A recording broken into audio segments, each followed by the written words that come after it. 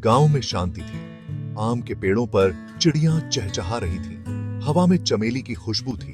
गांव के बीचों बीच लाइब्रेरी थी। यह एक छोटी सी इमारत थी जिसे फीके नीले रंग से रंगा गया था, लेकिन अंदर यह कहानियों की एक दुनिया थी। अंश, लाइब्रेरियन, अलमारियों को साफ कर रहा था। उसे किताबों से प्यार था। वे उसका पलायन थे, उसके साथी थे। अंश कविता भी लिखता था। उनके शब्द उनके गांव की सुंदरता और उनके दिल की तमन्नाओं से भरे हुए थे। अंश ने किताबों के ढेर को सीधा किया। वह उस दिन का इंतजार कर रहा था जब उसकी अपनी कविताएं इन अलमारियों पर होंगी। वह अपनी बातों को दुनिया के साथ साझा करने का सपना देखता था, लेकिन अभी के लिए वह अपनी शांतिपूर्ण दुनिया में संतुष्ट था। वह लाइब्रेरी के दरवाजे के खुलने की जानी पहचानी आवाज का इंतजार कर रहा था। वह जानता था कि कोई आएगा, कहानियों के सहारे की तलाश में, और शायद, बस शायद, वे उसके जीवन में एक नई कहानी लेकर आएंगे। दरवाजा खटखटाया। एक युवती ने कदम रखा। उसकी आंखें चमकीली थीं और एक जिज्ञासु मुस्कान थी। उसका नाम पलक था। वह एक फोटोग्राफर थी जो दुनिया की खूबसूरती को कैद करने के लिए यात्रा कर रही थी। उसका कैमरा उसके कंधे से लटका हुआ था। अनकही कहानियों का एक मूक वादा। अंश ने चौंक कर ऊपर देखा। उसने उसके जैसा पहले कभी किसी को नहीं देखा था। नमस्ते, मैं लोक कथाओं पर किताबें ढूंढ रही हूँ। अंश ने अपना गला साफ किया। उसका दिल थोड़ा तेज धड़क रहा था। इधर आइए। वह उसे अलमारियों की भूल भुलैया में ले गया। उसने उसे संग्रह दिखाया। उसकी उंगलियां गलती से उसकी उंगलियों से टकरा गईं। पलक ने ऊपर देखा। उसकी आंखों में कुछ चमक रहा था। उनकी उंगलियां एक पल के लिए अटकी रहीं। शांत पुस्तकालय में एक मौन संबंध। पलक ने उस दिन लाइब्रेरी में घंटों बिताए। उसने मिथकों और किंवदंतियों पर आधारित पुस्तकों को पढ़ा। अंश उसे मंत्रमुग्ध होकर देखता रहा। उसने उसे गांव की कहानियां सुनाई। उसकी आवाज जोश से भरी हुई थी। पलक ने चौड़ी आंखों से सुना। उसका कैमरा धीरे से क्लिक कर रहा था। उसने अपने लेंस, उसकी सुंदरता और उसकी आत्मा के माध्यम से गांव को बंदी बना लिया। जैसे जैसे दिन हफ्तों में बदलते गए, पलक का आना जाना लगा रहा। वह और अंश देर तक बातें करते रहते। उन्होंने अपने सपने साझा किए। अंश ने अपनी कविता के बारे में बताया, अपने शब्दों से दिलों को छूने की अपनी लालसा के बारे में। पलक ने अपनी फोटोग्राफी के बारे में बात की, दुनिया की आत्मा को बंदी बनाने की उसकी इच्छा के बारे में। उन्होंने एक दूसरे की संगति में सांत्वना पाई। कहानियों और सपनों के लिए एक साझा जुनून। उनकी दोस्ती खिल उठी, साझा किए गए सपनों और फुसफुसाए गए रहस्यों से पोषित हुई। एक दिन पलक को एक फोन आया। शहर में एक प्रतिष्ठित फोटोग्राफी प्रदर्शनी में उसके काम को प्रदर्शित करने की बात थी। यह एक सपने के सच होने जैसा था, लेकिन इसका मतलब था गांव छोड़ना।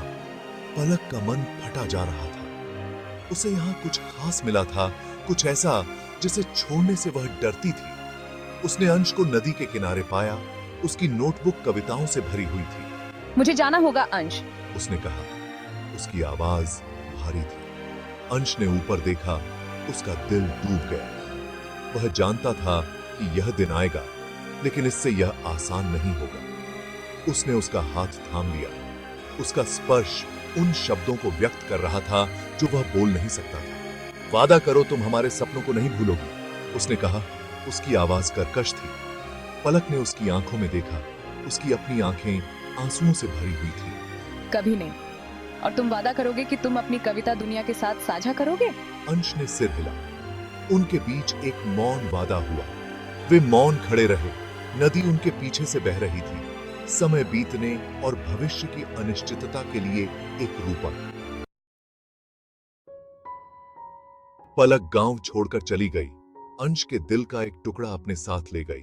मैंने खुद को अपनी कविता में डुबो दिया, अपनी लालसा और अकेलेपन को अपने शब्दों में उंडेल दिया।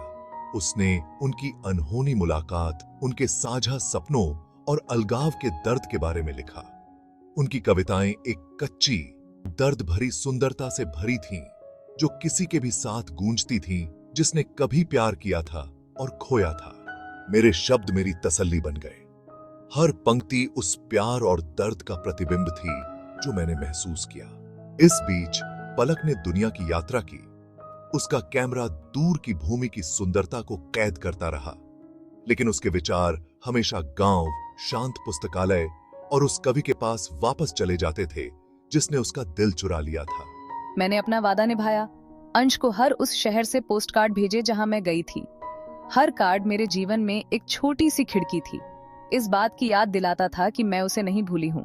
दूरी और समय उन यादों को मिटा नहीं सके जो उन्होंने बनाई थी।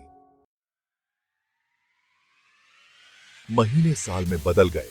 अंश की कविता को पहचान मिली। उनके शब्द कच्ची भावना और ईमानदारी से भरे हुए पाठकों के दिल को छू गए। उन्हें शहर में एक साहित्यिक समारोह में आमंत्रित किया गया था। अंततः दुनिया के साथ अपना काम साझा करने का मौका। वह हिचकिचाया। शहर में बहुत सी यादें थीं, बहुत दर्द था, लेकिन फिर उसे पलक से किया अपना वादा याद आ गया। मुझे जाना होगा उसके लिए। वह ट्रेन में चढ़ गया। उसका दिल घबराहट से भरा हुआ था। शहर शोर और रोशनी का एक करकश था जो उसके गांव की शांत शांति के बिल्कुल विपरीत था। उसने कार्यस्थल का रास्ता खोज लिया। एक शांत कोने में एक छोटी सी किताबों की दुकान। जैसे ही उसने प्रवेश किया, उसने उसे देखा। पलक। वह खिड़की के पास खड़ी थी। उसके हाथ में उसका कैमरा था। उसके चेहरे पर शांत खुशी के भाव थे। कमरे के उस पार उनकी नजरें मिली। उनके बीच अनकहे बंधन की एक मौन स्वीकृति। किताबों की दुकान आवाजों की गूंज और पुरानी किताबों की खुशबू से भरी हुई थी। अंश ने मंच पर अपनी जगह ले ली। उसका दिल तेजी से धड़क रहा था। उसने भीड़ में देखा और पलक को देखा। उसकी आंखें चमक रही थीं। उसकी मुस्कान उत्साहजनक थी। उसने एक गहरी सांस ली और पढ़ना शुरू किया। यह तुम्हारे लिए है पलक। उसके शब्द बाहर निकले। जुदाई के दर्द, उनके साथ बिताए छोटे से समय की खुशी और आशा की स्थायी इंड्योरिंग शक्ति से भरे हुए। उसने गांव के बारे में, पुस्तकालय के बारे में, उनके साझा सपनों के बारे में बात की। उसने पलक के बारे में, उसकी उज्जवल आत्मा, उसके दयालु हृदय और जिस तरह से उसने एक नजर में उसकी आत्मा को बंदी बना लिया था के बारे में बात की। किताबों की दुकान में सन्नाटा छा गया क्योंकि उसके शब्द हवा में गूंज रहे थे। जब उसने समाप्त किया तो एक पल के लिए सन्नाटा छा गया। उसके बाद गड़गड़ाहट के साथ तालियां बजी। यह अविश्वसनीय था। लेकिन अंश को बस पलक की आंखों में दिखाई दे रही नजर की परवाह थी। यह प्यार, गर्व, समझ की नजर थी। पढ़ने के बाद सबसे पहले पलक अंश के पास पहुंची। बहुत खूबसूरत था अंश, उसने फुसफुसाते हुए कहा। उसकी आंखें आंसुओं से भरी हुई थीं। अंश ने उसका हाथ थाम लिया। उसका स्पर्श परिचित और सुकून देने वाला था। मैंने वो कविताएं तुम्हारे लिए लिखी हैं, उसने स्वीकार किया। उसकी आवाज भावना से भरी हुई थी। उन्होंने बाकी की शाम बातें करते हुए एक दूसरे के जीवन के बारे में जानने, अपनी उम्मीदों और सपनों को साझा करने में बिताए। बिछड़ने के साल ऐसे पिघल गए जैसे वे कभी अलग हुए ही न हो। उन्होंने महसूस किया कि उनका रिश्ता दूरी से, समय से कहीं ज्यादा गहरा था। यह आत्मा का संबंध था, साझा सपनों और अनकहे वादों से बना एक बंधन। शहर, जो कभी उनके अलगाव का प्रतीक था, अब उनके पुनर्मिलन की पृष्ठभूमि बन गया। अंश और पलक ने साथ रहने का फैसला किया।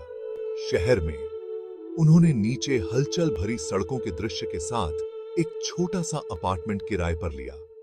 यह वह शांत गांव नहीं था जहां आम के पेड़ और चमेली की महकती हवा थी, लेकिन यह घर था।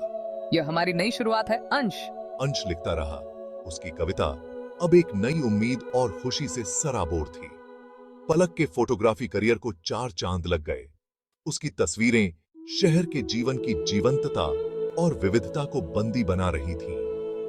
उन्होंने एक दूसरे के सपनों का समर्थन किया। उनका प्यार ताकत और प्रेरणा का एक निरंतर स्रोत था। उनकी कहानी, जो एक गांव के पुस्तकालय के शांत कोनों में जन्मी थी, का सुखद अंत हलचल भरे शहर के बीचों बीच हुआ था। उनका प्यार प्यार की स्थायी शक्ति का प्रमाण था। एक ऐसा प्यार जिसने दूरी, समय और भविष्य की अनिश्चितता का सामना किया था। यह युगों युगों तक बनी रहने वाली एक प्रेम कहानी थी, उन सभी के लिए आशा की किरण जो उनके जैसा पवित्र और सच्चा प्यार पाने का सपना देखते थे।